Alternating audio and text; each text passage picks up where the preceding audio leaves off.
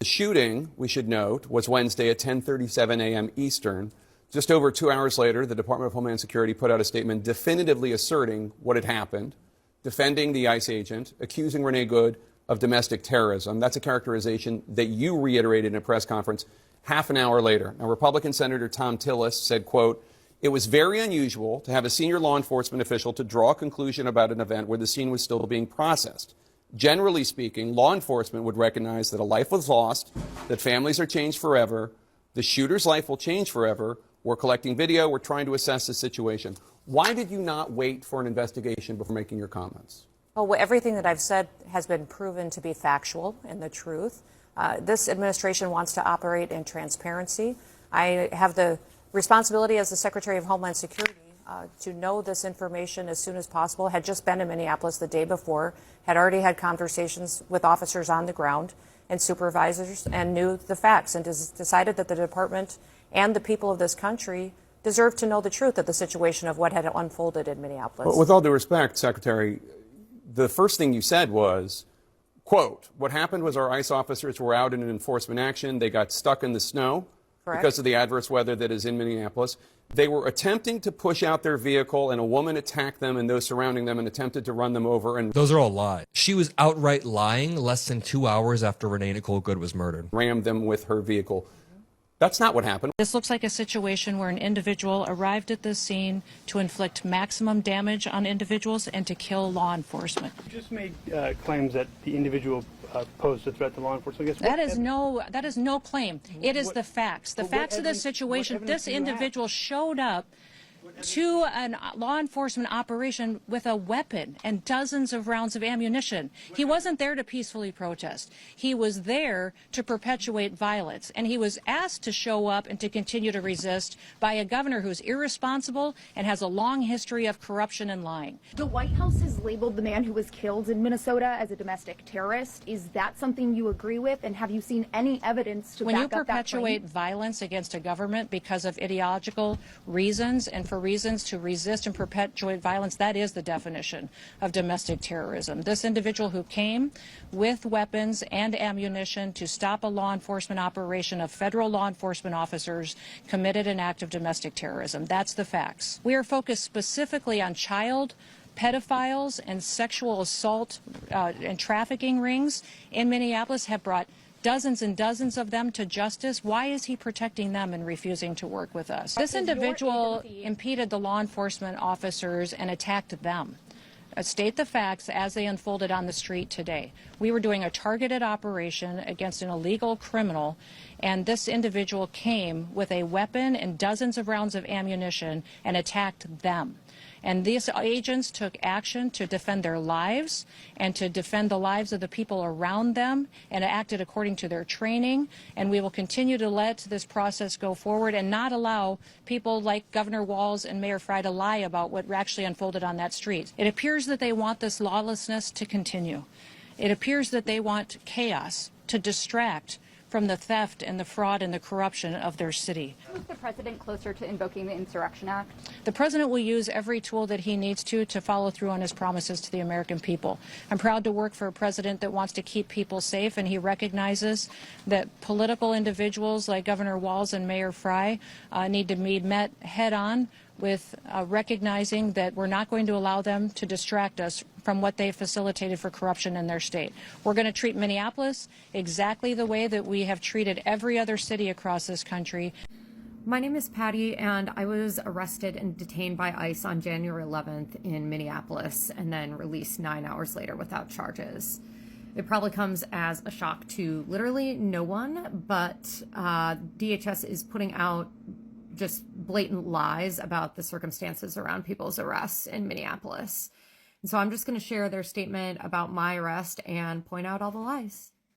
So this is the official statement that DHS sent to ABC News when they were requested for comment on a story that ABC was doing on our arrest. The first sentence says here, any claim that DHS is offering money to agitators for information leading to the arrest of illegal aliens is false. That is a blatant lie. My friend Brandon, who was detained with me, was brought into another cell with 3 Homeland Security investigation agents where they offered him money or support for any family members who might be wanting to get citizenship in the US in exchange for names of undocumented people he might know or names of protest organizers. And another person in his cell, another Hispanic man, a US citizen, was offered the same deal, and they both said no. The next paragraph just says that what we were doing is illegal, which is also not true, and I'll dig into in a second here.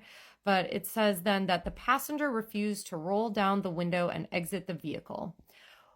We were never given any verbal order, any order to roll down our windows or to exit the vehicle before they smashed in the front two windows of my car. And we have that on video. It then says that ICE law enforcement followed their training and used the minimum amount of force necessary to make the arrest. ICE slowed down their car, got out of the car, surrounded mine. They yelled at us to turn around. Then they went back to their car, and one of the agents, as if kind of thinking like, oh, what the heck, got pepper spray, came back to my car and sprayed it into the front windshield vent of my vehicle. It doesn't sound like the minimum amount of force necessary. And then this says, make no mistake, obstructing federal law enforcement officers during the performance of their duties is not only dangerous, but also a serious crime. We were not obstructing the officers. There was no one in front of them. We were not at an active ICE raid. They were not being blocked in. We were blowing on our whistles and honking our horns, utilizing our First Amendment rights.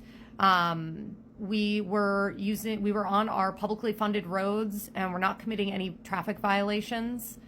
We were not obstructing them. And if DHS decides to send me any charges for this, all I can say is we'll see you in court because you're not following the law. And actually, ICE is the one breaking the law because they violated our constitutional rights. So yeah, I mean, water is wet. DHS lies, the Trump administration lies. They've been doing it forever. We know this. But it does hit a little different when it is you who is the one that they are lying about. And so, yeah, I just wanted to share that and say, let's keep up the good work. This is an actual fascist invasion of our city. It is also political theater and political retribution against a city that is not willing to take authoritarian violence, state violence lying down. So see you in the streets and be safe. DHS has released a statement on the shooting, and I just want to go over a very important piece of information because they continuously lie to us about the things that they're doing. And here you can see that they said they approached the victim and that he had a 9mm handgun. And clearly you can see he's holding a camera in the footage here. And I just want to show you the footage so you can see for yourself. Yeah,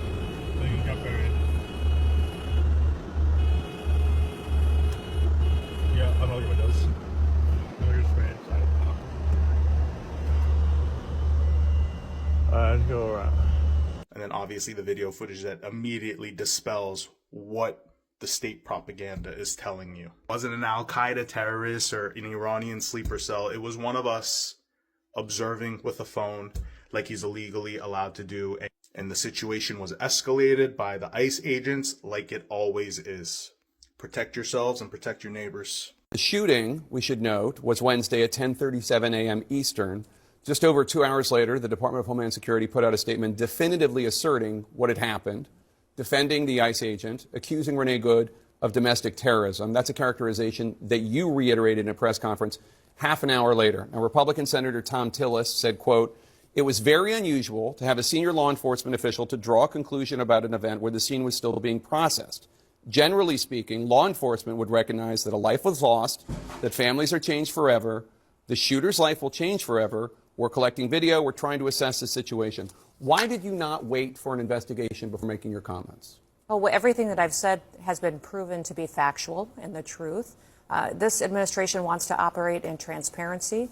I have the responsibility as the Secretary of Homeland Security to know this information as soon as possible. Had just been in Minneapolis the day before, had already had conversations with officers on the ground and supervisors, and knew the facts, and decided that the department and the people of this country deserve to know the truth of the situation of what had unfolded in Minneapolis. Well, with all due respect, Secretary, the first thing you said was, Quote, what happened was our ICE officers were out in an enforcement action. They got stuck in the snow because of the adverse weather that is in Minneapolis.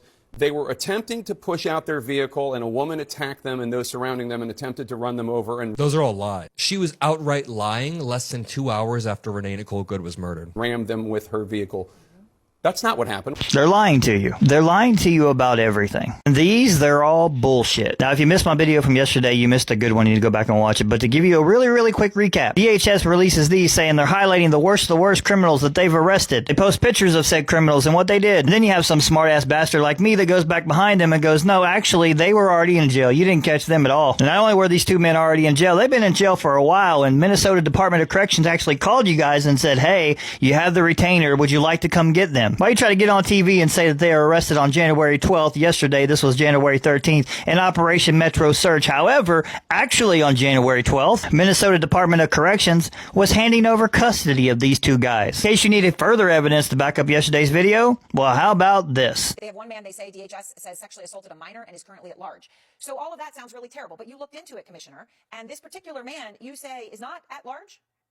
Not at large. He is, in fact, in prison and subject to a detainer. And this has been one of the big challenges. So, Commissioner, I just want to be clear. In this particular case with this individual, ICE has been spending time looking for somebody, right? Spending time looking for somebody who, if they had asked you, you would have told them is in prison right now. Yes, and they should know because we did notify them that they were in our custody and they are subject to a detainer. Do I need to provide more? Recent reports confirm that non-citizen veterans who served in the U.S. Armed Forces have been deported under current immigration enforcement policies. Lawmakers challenged DHS Kristi Noem in Congress with live testimony from a Purple Heart decorated veteran by the name of Sejun Park, who was deported to South Korea despite decades of U.S. residence and service. Now, before I show the clip, understanding that many immigrants serve in the U.S. military, and service does not automatically grant citizenship. If someone doesn't complete the naturalization process, they may remain a non-citizen, often a legal permanent resident, and can be subject to immigration enforcement like anyone else. And I must say this as a combat veteran. Post-traumatic stress disorder in combat veterans is both common and deeply human. Experiencing life-threatening danger, losing comrades, constant hypervigilance, and moral injuries can leave a lasting imprint on the mind and body. Why combat veterans develop PTSD is because combat environments often include sustained life-threatening events, explosive blast and physical injuries, loss of friends and unit members, moral or ethical dilemmas, long-term hyperarousal and sleep deprivation. The brain adapts to survive combat, but those adaptations can clash with civilian life afterwards. Military training builds a strong identity based on strength, mission, and unit cohesion. PTSD can feel like a personal failure, though it absolutely isn't, therefore making it difficult to ask for help. Many veterans internalize a handle-it-yourself mindset. Seeking help can feel like weakness, even though it takes tremendous courage. Many of these non-citizen combat veterans have PTSD, which can lead to substance dependency and run-ins with the law if they haven't sought help. Watch how Kristi Noem is taken to school regarding the deportation of combat veterans and is yet caught in another lie. How many United States military veterans have you deported? Sir, we have not deported U.S. citizens or military veterans. I don't believe you served in the military. I haven't either, but I think you and I can agree that as Americans, we owe everything to those who have served our country in uniform, particularly those who have served in combat. Do you agree with that? Sir, I believe that people that are in this United States that are citizens have legal status here. Madam Secretary, we are joined on Zoom by a gentleman named Sejun Park. He is a United States Army combat veteran who was shot twice while serving our country in Panama in 1989. Like many veterans, he struggled with PTSD and substance abuse after his service. He was arrested in the 1990s for some minor drug offenses, nothing serious. He never hurt anyone besides himself, and he's been clean and sober for 14 years. He is a combat veteran, a Purple Heart recipient. He has sacrificed more for this country than most people ever have. Earlier this year, you deported him to Korea, a country he hasn't lived in since he was 7 years old. Will you join me in thanking Mr. Park for his service to our country? Sir, I'm grateful for every single person that has served our country and follows our laws. Can you please tell Mr. Park why you deported him? Every one of them needs to be enforced. But you understand that many veterans struggle with PTSD, many veterans struggle with substance abuse challenges. This man took 2 bullets for our country. You have broad authority, by the way, as Secretary, to issue humanitarian parole, to do deferred action. Will you commit to at least looking at Mr. Park's case to see if you can help him find a pathway back to this country that he sacrificed so much for? I will absolutely look at his case.